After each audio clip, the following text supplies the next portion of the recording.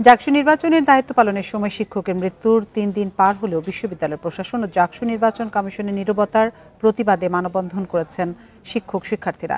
তাদের অভিযোগ, প্রশাসনের ব্যর্থতার কারণেই চারুকলা বিভাগের সহকারী অধ্যাপক জান্নাতুল ফেরদৌসের মৃত্যুর ঘটনা ঘটেছে। বান্ডেল থাকলে প্রতি সেনমানিতে টাকা বাঁচবে। বিকাশ সেনমানি বান্ডেল কিনে জিতুন প্রতি লেনদেনে। এ সময় তারা বিশ্ববিদ্যালয়ে শিক্ষকদের কর্মঘণ্টা নির্ধারণ এবং অতিরিক্ত দায়িত্ব পালনের ক্ষেত্রে আলাদা নীতিমালা প্রণয়নের দাবি জানান।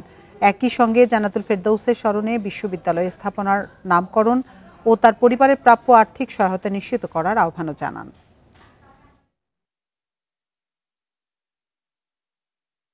এই পরিস্থিতিতে আবার আমার কলিগদেরকে ফোন করতে হবে, তাদেরকে আসতে বলতে হবে এবং তাদেরকে সাথে নিয়ে আমার সিনেট হলে যে ভোট গণনার কাজ করতে হবে। তো আসলে এই বিষয়গুলো ভাষায় প্রকাশ করা আমার জন্য খুবই কষ্টের। অপেক্ষা করেছি প্রশাসনের কাছ থেকে যে কিছু একটা তারা বলবেন, কিন্তু এই যে নীরব থাকা এটা আমাদের খুবই ব্যথিত করেছে। প্রতিবাদ সহ এবং এর দাবি জানাচ্ছি যে তার পরিবারের জন্য ক্ষতিপূরণ দেওয়া হয় এবং আমার এই সহকর্মীর নামে ওই একটা রাস্তা নামকরণ করা হয়।